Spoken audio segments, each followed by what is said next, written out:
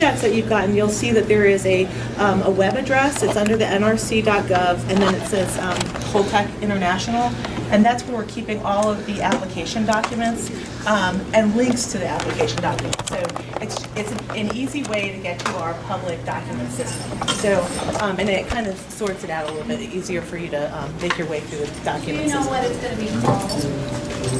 The link? Oh, it's on our literature. I'll be happy to give you, in that how to comment, there should be, the link should be written on there, and I can provide you a handout with it. And yeah, take a look at the handout.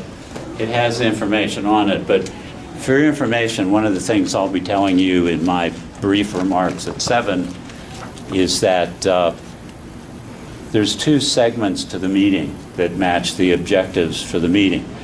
One objective is to make sure that the NRC gives you clear information on what this license application is about. Second objective is to allow the NRC to listen to your comments. But between both of those segments, we'll have time for about 10 or 15 minutes of clarifying questions on the environmental review process, some of the same types of things that you're asking now. So we'll have some time for that. And with that, I would say take advantage of talking to the NRC staff that are around the posters. Sign in if you want to speak, and we'll be back to start formally at 7. And leave comments. And please provide comments if you'd like to at this time. If you want to do private comments, we're going to sort of empty the room so the person can have privacy with Matthew, but feel free to do that. We actually want to hear it. Thank you. Thank you very much. Okay. I'm sorry, I think I object. I've been invited to a room to hear a greeting from the mayor for 5 minutes, and now I'm being invited to leave the room and not hear what's being said. No one's going to say anything now. So I can stay seated? You can what? So I can stay here and work? You need to work for that paycheck, bud. Absolutely, yeah. It'll be okay. 2.5 hours still. I mean, if you want to sit in here, that's fine. Go ahead.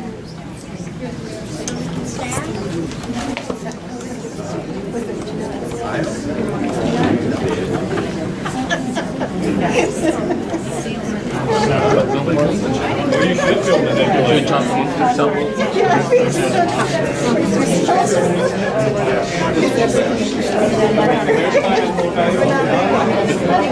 like that way. I'm leaving. I'm going to get out of the car.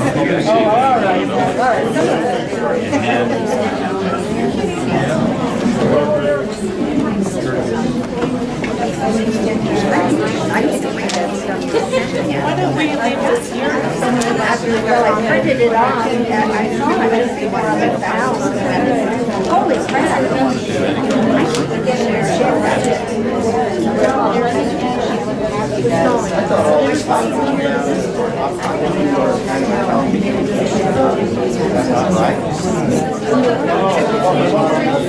Well, it'll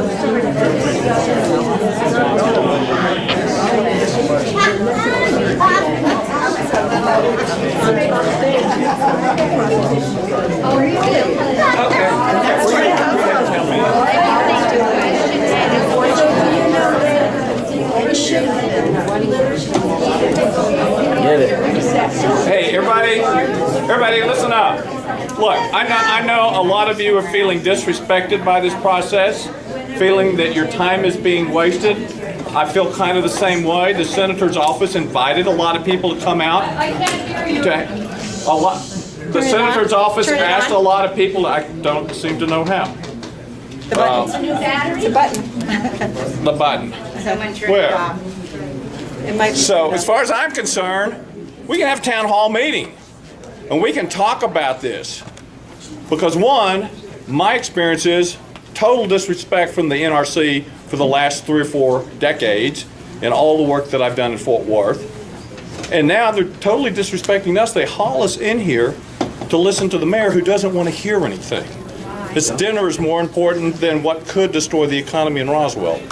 I think that's a little peculiar. So what is the sense of the group? Do you want to have a town hall meeting? Do we want to talk about our concerns unofficially now? And then I guess those that can, particularly the people that have to drive to get home and can't afford to stay here overnight, speak first at 7 o'clock? I'm just asking because I hear a lot of people not happy at all. Well, Ron, there was a posting that Senator Udall's office had set this up for a town meeting at 4 o'clock. I mean, My understanding, we were going to have a presentation from the NRC at 4 o'clock. That's the reason I'm here. What I understood. No, it was pretty clearly stated that the NRC did not want to cancel the original 4 to 7 open house. When we added a 3-hour public comment period, which all of you wanted. So the open house out there, still 4 to 7, and then the on-the-comment proceeding is going to start at 7 o'clock. Okay. So we had to do that. So what's going on in the open house out there as opposed to in here? You can go and informally talk to the NRC staff, and they'll answer any questions you have around a set of posters that tells you all about what's going on with this license application. So is there a poster that explains how screwed up the train transportation system in this country is and how there's no way it can handle what is being proposed to be done? You can go out to the poster that has what resources the NRC is going to examine in the draft environmental impact statement, and you can talk to the NRC staff about how they're going to address transportation. And most importantly, if you have a comment about how the transportation system is screwed up, come back in here for the comment period and make a comment on the record and tell people how screwed up it is. I have every intention of making that comment at 7 o'clock. I was expecting to be able to talk to staff at 4 o'clock. And what you've just told me is there's a map out there. Maybe it shows how screwed up the train transportation system is in this country. It probably doesn't. The government is loath to admit mistakes like this. But the train system cannot accommodate this. So I'm going to go look for the map and for the staff person. There may not be a map. I don't know if there's a map out there, but go to the people, and Jill, if you could direct I it. can show you, there is a transportation poster out there, and there Oh, is good. there is Can I a. ask for that person to come in and report to us and give us a report? You go on and talk to them there. That's what the open But house is breaking all us about. into small units means that the whole group is not educated and hear the same. How thing. about you go talk to them and come back and tell us what you learned? Okay, I'll go. And we could But sit they're comfortably. giving them an hour. This is one And thing. listen, I have to caution you, if we do have anybody who comes in who wants to make a private comment, okay, take advantage of the court reporter, then I'm going to ask you all, you're going to have to be quiet so the court reporter can hear that particular individual. So we don't have anybody there yet, but if we do, I'm going to have to ask you to just tone it down. Thank you. Okay. Fine. That's reasonable. I just want to ask a question of the people at 17. You know what? Where did that microphone go to? Who stole the mic? Oh, good. Go ask the question. This has a habit of getting on the record. We don't I want think to- this is an Okay. indication of how poorly NRC has advertised this. Everybody I've ever talked to thought this was going to be a presentation of what this thing's going to be. And it And, will be. and they didn't advertise it, but obviously you didn't tell people what to expect. We contacted the radio, the newspapers. But what did you tell them? Did you tell them it would be a presentation? We said there is an open house from 4 to 7, to 7, and a and a meeting meeting from 7 from 7 to 10. That was all Okay. added on later. Well, we added the An section open so house. we can. They said a meeting in the paper from 4 to 7. Yes. So, kind of like you. So maybe. Okay, I'd like to ask a question of all of you. Here and talk to us. It's an informal discussion. They're not going to make a presentation. Okay, so that's moot now. But I'd like to ask a question in terms of community organizing. When I first arrived in New Mexico in 1991, one of the first things I went to was a whip hearing. And the people who were the most, some of the most concerned were the hospitals.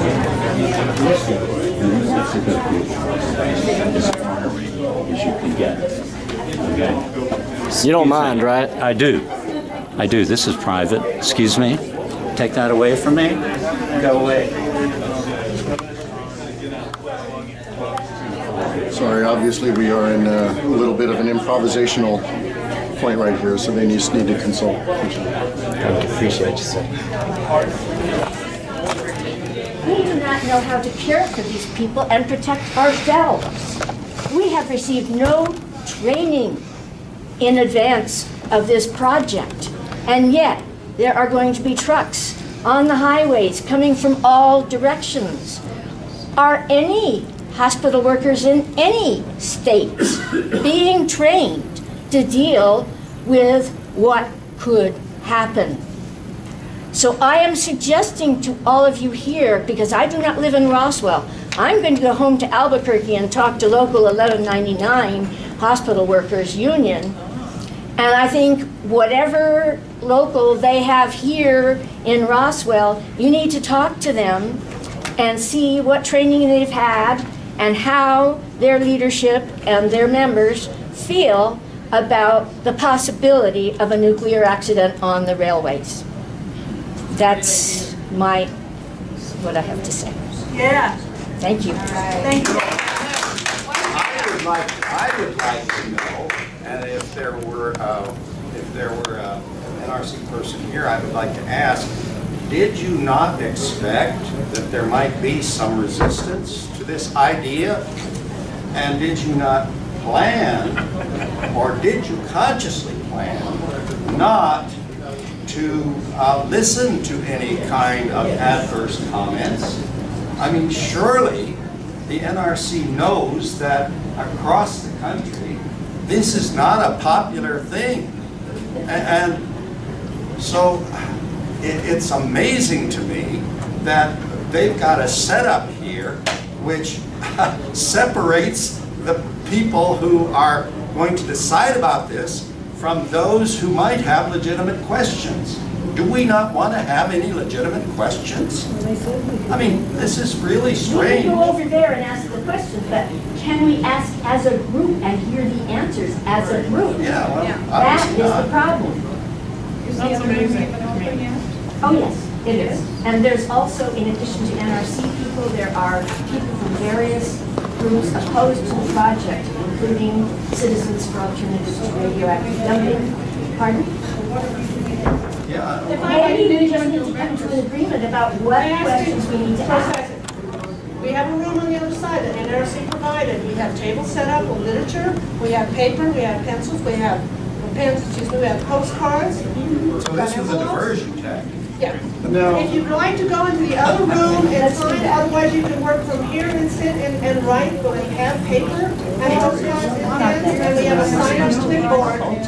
While you're here, please, it's important to get your input because it's obvious something's getting diluted in this process. And excuse me if I may, before you all leave, my name's Dave McIntyre. I'm with the NRC's Office of Public Affairs. And I think there has been, obviously, there's been some misunderstanding about the ways you can comment here today. And what we have set up is the open house, which is meant to be informal, where we can meet with you individually or in small groups for informal discussions where we can explain the process of the application review privately, individually to you. We also have the court reporter here who can take your comments individually now during the open house. My colleague referred to them as your private comments, but these are the same as public comments. These will be on the record. They will be considered as part of the scoping process on the comment period that goes through May 29. So you can make your comments there. It's the same as if you're standing up in the meeting that starts at 7 o'clock, except you won't be speaking in front of the larger group. So I'm sorry? Who will ever read them? Well, people who are interested in reading the comments that you make tonight will be able to read them in our scoping report and online in the transcripts, yes. So if you can't stay until 7 because you have something else to do, That's a way to make a comment on the record. Also, written comments. Anything you write, you can hand to any one of us, preferably the table out front, and they will go into the record, just as if you mailed them into us in Maryland, or submitted them online. I think So the those will be confusion- on the record comments. I think the confusion happened between the 4 to 7 and 7 to, 10.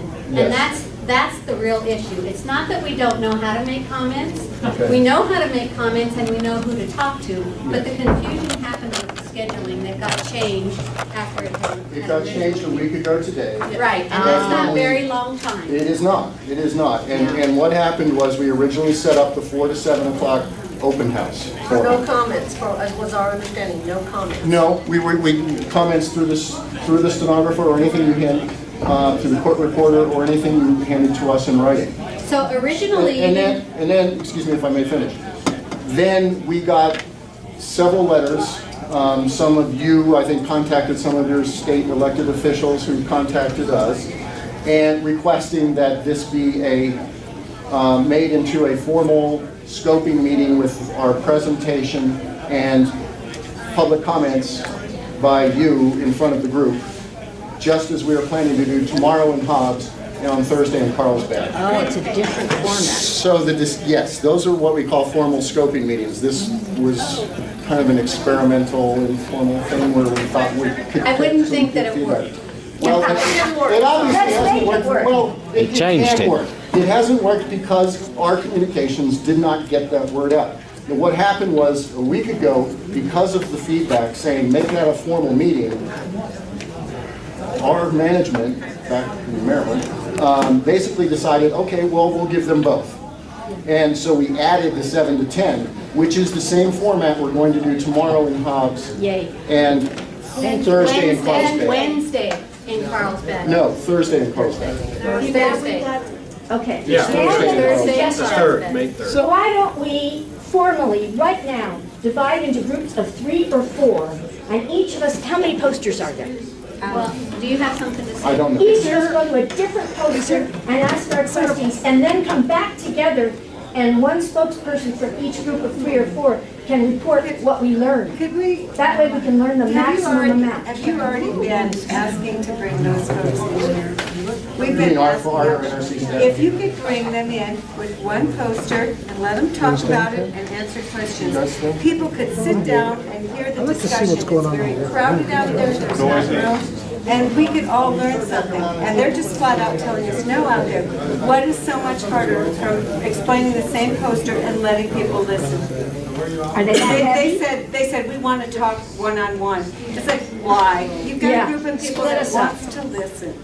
We're willing to listen. Surely one staff And person can people, handle questions. there's not I mean, room out any there. League of Women Voter volunteer can handle questions. Yeah, we can be quiet, right, fine. So, is there going to be a presentation by you all? Yes. We will make a presentation on the proposed facility and how we will. But there will be no back and forth. Especially For the. back and forth, we have over there. Well, yeah, and it's with a special focus on the environmental review. And after that, we open it up to your public comments. And that'll be at 8, is that correct? It is 7 o'clock that starts our presentation, we go 30 to 40 minutes. So a little before 8 o'clock, we would be opening it up, and we're prepared to stay here till 10. I'd like to start with a thank you for having the meeting tonight. Yes. I appreciate it that you're having 2 other meetings. It's good for having meetings throughout the entire state and the country, because I came all the way from Dallas to come to this meeting to testify. It was incredibly difficult and expensive to spend the night, et cetera, et cetera. So if you have those meetings everywhere, people everywhere want to comment on this issue. When they know about it, they're going to be coming out of the woodwork to speak about it. So when you have your planning meetings about a community meeting, collaborate with other groups groups on what would be respectful of the community so that community needs are met. I know you're meeting your needs, but the community also has needs. And if you collaborate with others, you might have some better outcomes and less anger. Thank you. Thank you for that comment.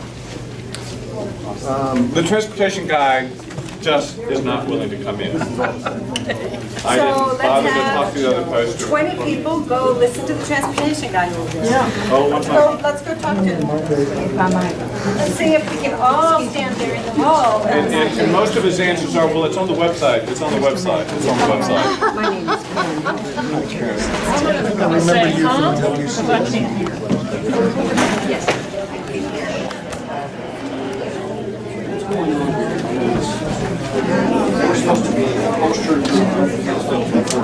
That's what I just got from the other day. So apparently, they're not.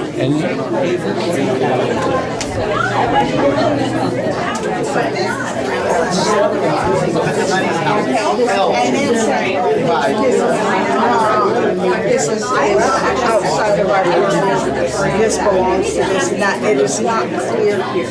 And really, the format here, I've had other scoping meetings and related to some transmission lines and that, and people have gone in and talked to the group, and they've done the presentations to the group, not the way they're doing it here.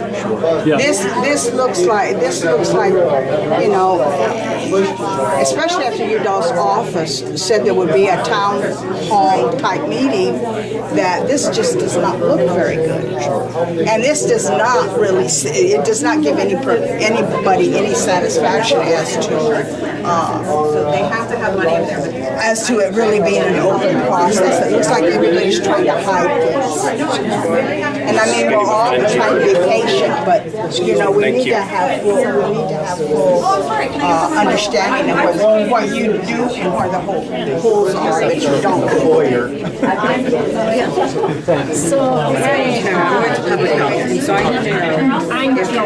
Mr. Container gets breached in a populated area. What is the risk to public health? What is the messaging that I need to?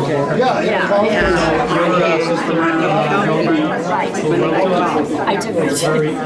So you're yes, I'm the guy that's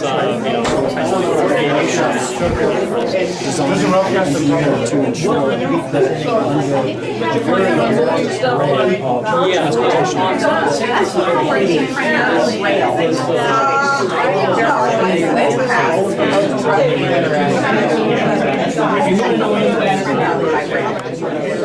There's some where they would have nuclear power. And also, you know, we're also like ELEA version. Yeah, so we can just we also do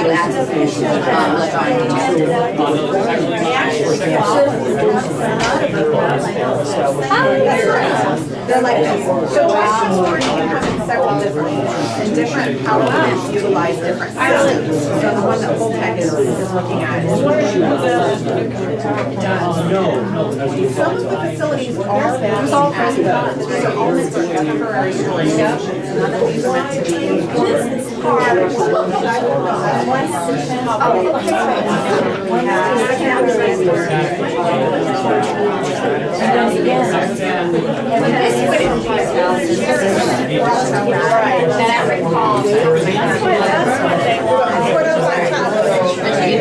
Any questions on the process? Yeah, so the first phase, yes, we did 3 parallel, the environmental footprint, regulatory, and safety, and then we're right here, that's what we're doing. This breaks down to NRC, so we've accepted it, adopted it. So this is, yeah, so they're not necessarily, they're going to be peer reviewed in parallel to here during the side. It's we've done this, they've accepted it, but we're right here. This is the very beginning of the EIS process. We have, Okay, yeah, I should get a picture of that, I think. That's pretty good. that actually kind of breaks it down into we are here, and then we go forward. I've seen these. Oh, Is it open now? Yes, the reactor site. Yeah, that's right. The NRC will look at it. Oh, the cracked one. Yeah, they have it cracked. Yeah. On site and looking at, at a consolidated storage facility. I'm sorry. We didn't have time, so I can't give you the answer. That was good. What is the exact difference? But that is something that we look at. Well, it got cost. Right, it was very expensive. Yeah. And then they just say, want to know when they're putting in a gas plant there. Right, there's a large gas plant going on. And they finally shut down their awful, most Whether it's going to, okay. whether it's going to another. Yeah. But I have to be repackaged from the coal plant. So there are a lot of costs no matter what. For the storage. So the gas is good. That's good. It's, the Department of Energy is definitely like the most. So I followed along with that decommission. And why are not the nuclear industry that have profited from these power plants? Okay, thanks. Huge subsidies, billions of dollars in subsidies. Why are they not on the hook to pay for it instead? We already pay for it in our ratepayers. Do you need water? As a put it down. Every month, we're paying for it. We have to pay for it in Mexico, Talavera, and we've been paying for it. So why don't they do something? I wish I had a good answer to that. That is a legal, I would say ask Congress is my favorite answer because a lot of it is out of our control. If there is, it doesn't matter. That's something that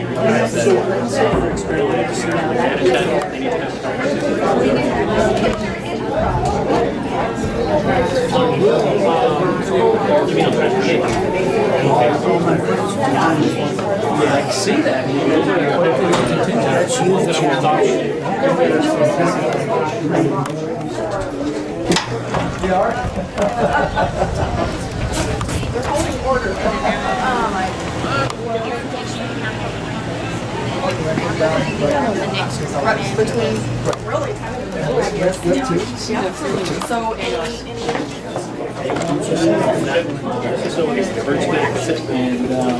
You know, I don't know the statistics on that. I really don't. I do know that there are times when...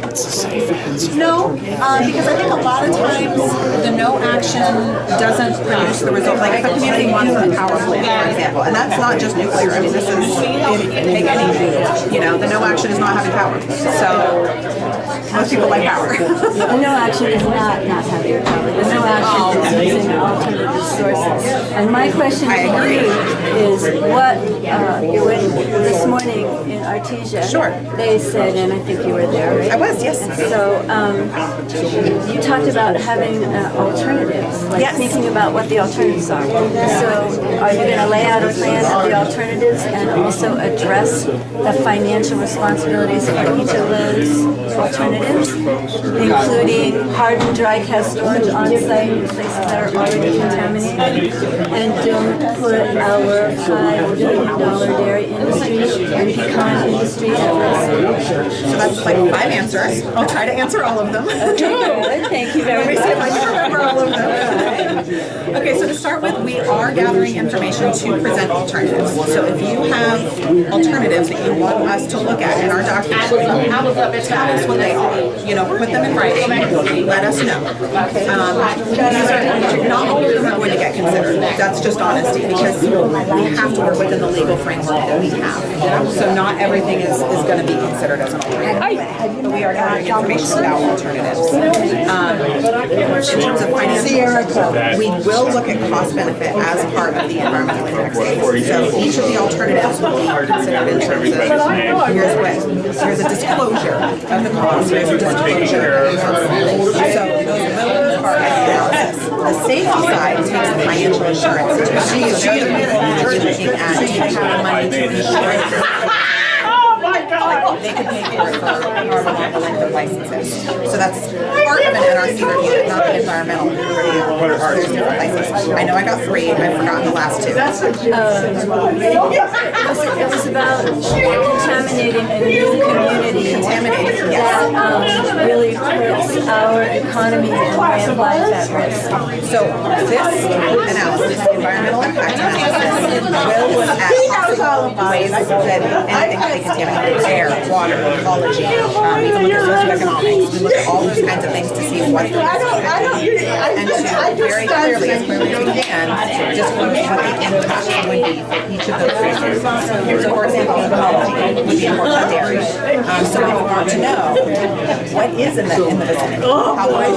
I'm never going to hear the end of it for eggs. Within a certain distance, then we would need to say, okay, what could the radiological impacts be? All of those things will get taken into account as part of those analyses. So the different resource areas will be clearly put forward in the EIS. But if you have local information, we want to know that. If you want us to specifically look at a dairy farm or a pecan farm, let us know. Give us that as a comment and let us know it's there so that we can consider that as part of the data in our analysis. Will we be able to see in your draft EIS, will we be able to see all those alternatives? Yes. And then be able to comment them before the final? That's correct. So we'll hold another set of public meetings, we will come back out. And at that time, we will try to have a bigger venue. I'm so sorry, this is not ideal, but. Well, I mean, and we only have a month to make comments. Only on the scope. This is just the beginning part of the scope. We will have an entire draft EIS comment where you can comment again. So there's multiple times to comment. So. But I also understand that if we do not file contentions by May 29th, then we have no legal standing and we can never file those contentions. So what you're telling me is that we have all this time to comment, but if we read your process, what it means is if we don't file our contentions legally now, then we have no standing in the future. So there are 3 different processes that happen. The environmental impact statement doesn't actually have contentions as part of it. This is a single document that will come out at the end. The final EIS will disclose the impacts after going through scoping, after going through the draft phase. The hearing process where contentions are dealt with is an adjudicatory process. That's a separate process. Who runs that, not the NRC? It is run by the NRC. So you have how many processes for us? 3. There's a safety review, the adjudicatory review, and the environmental review. Actually, and that poster over there has a really good description of each of those 3 processes, and all of these will be available online. You can download them, you can look at them. Please feel free to ask us more questions if you have concerns about that. I am not the legal expert, so I would not be able to answer the best questions about contentions in that process, but we do have some representatives here from our Office of General Counsel, who I'd be happy to refer you to and let them take the hard questions on legal This is the EIS process, and this is where we can see what's really going to happen to us and our businesses here. And nobody knows about it. Is that on purpose? We actually have really tried to get out to the community as much as we can. We spent weeks ahead of this meeting trying to Heard talk about to this mayors. from other people, not from you guys. I'm sorry to hear that. And if there are better ways, Everybody I talk to that I run into in town did you knows hear any of our radio ads? We were actually running some radio ads. We've run some. I'm sorry. We had some print ads go out. We did contact the local mayors. No, and I appreciate knowing that. That's the deal. Everybody I talk to, nobody heard anything about it. I'm glad to see that some people came though, despite not having heard about it. Some people came because people like Alliance for Environmental Strategies, which are strongly opposed. Sure. And Beyond Nuclear, which is strong, are working. And SEED are working. Not We definitely welcome you guys helping us get the message out. I mean, actually, you may have heard from our facilitator, Chip Cameron, and some of us who called some of the organizations to tell them. I called some of the organizations to tell them about the meetings ahead of time and help them get the word out. You know, I don't know if... You must get so much negative from the public all the time. I get a lot of negative. So it must be, No, I'm giving you I'm here to help as much as I can. Well, I mean, there must be the tendency for your organization not to be too loud about it. Because of course nobody wants it. You know, I personally don't view it that way, to be honest, because I can't do my job without the resources to do my job. I'm a scientist, and so if I don't have the information to do a good analysis, and then people say, you missed all of these things, then that's not helpful to me. I need this information. I want to understand what the concerns are, and I want to be able to include that in the analysis. I would like to ask you about why, I mean, this is Yucca Mountain, right? Number 6? That is a picture of Yucca Mountain. Okay, so why is it on there? I mean, Two reasons. One, I don't have another repository picture. Because there's no repository approved.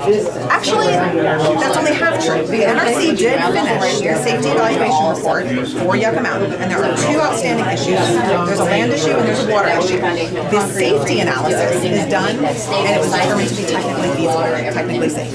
So there's 2 legal things that would have to be cleared up, and then it would have to go through the entire legal intentions process. But that was all completed a couple of years ago. That information is all available on the NRC's website. The other reason that's on there is because the Nuclear Waste Policy Act is still the legal framework, the federal legal framework. It currently says that Yucca Mountain is the ultimate disposal site. We don't have another. So I think you should update your poster. What would you prefer? Well, something that acknowledges that this is not happening. I mean, you know, Yucca Mountain has been stalled, has been taken off the table, and maybe it'll come back on the table, but there's no acknowledgement that this is not happening right now. So 2 things. One, it hasn't been taken off the table. It is still the legal policy. It is a federal policy. It exists. There are activities going on in Congress in terms of appropriations for DOE. The 2019 budget for DOE puts forward an entire new office for Yucca Mountain and for interim storage. I don't know if you've seen that yet or had a chance to look at that, but that's brand new for 2019 as of a couple weeks ago. So it is still the legal policy. Which bill? Which bill? The appropriations. In appropriations. Well, yeah, there was money. How much went for CIS? They're actually together, and I can't remember the final number. Sorry. It's not much. I think the number was 93 million for 2019. Which is not much when you're talking about billions. It's a year of funding. Yeah.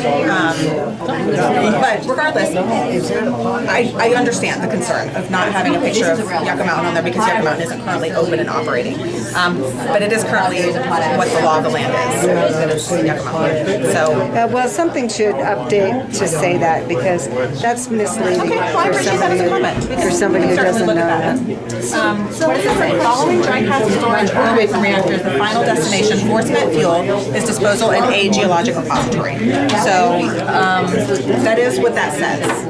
So that's confusing to me because why do we need an interim storage site if Yucca Mountain is really still on the table? I mean, my understanding is that we need this interim storage because Yucca Mountain's not officially still on the table because the people of Nevada said no way, including their governor and Harry Reid and a whole bunch of folks said no, it's not Yucca. And so they're trying to say that we need interim because we don't have a permanent repository. I do not defend having a consolidated storage facility. That's not what we do. What we do is evaluate the safety impacts. A little bit right there on the site itself. It's the private company's decision whether or not they want to put a facility like here. But we do evaluate that. I mean, in terms of what the impacts would be, and we do evaluate the fact that it is still destined to be a disposal site. But there are still I'd be happier if you were running. Oh, well, thank you. Than a private company that can go out of business at any time. It's definitely complicated. I mean, this is a complicated framework. Unfortunately, there's a lot of legacy waste that has to be dealt with. Part of the answer to your question is that Yucca Mountain cannot hold all of the waste that's currently around the country. Are you kidding? So it will be a de facto permanent if they have it here. No, I think that there's no. The reason I say that is because there's no reason to bring it all here. I mean, so if it comes here, they still have to decommission. It's a temporary license. It can't be here forever. It's 120 years is what we read. 120 years is what they're proposing. Give me a break. So we're not going to be around in 120 years. I hope not. I really hope not. So I hope I have other things to do.